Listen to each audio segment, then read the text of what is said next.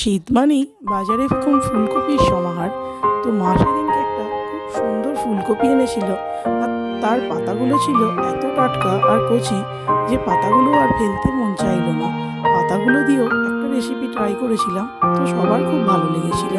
আজ আপনাদের সাথে সেই রেসিপিটাই শেয়ার করে নিচ্ছি। নমস্কার, আমাদের রান্নাঘরে আপনাদের সকলকে স্বাগত। তো পাতাগুলো প্রথমে ছোট ছোট করে কেটে নিয়েছি।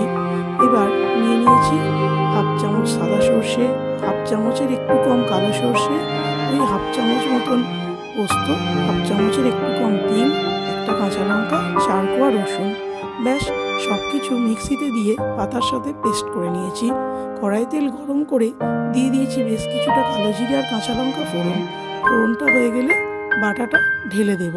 বেশ কিছুক্ষণ নাড়াচাড়া করে দিয়ে দিয়েছি পরিমাণ মতো নুন, একটু চিনি, একটুখানি হলুদ গুঁড়ো আর একটু লঙ্কার গুঁড়ো, আর কিছু দেব না।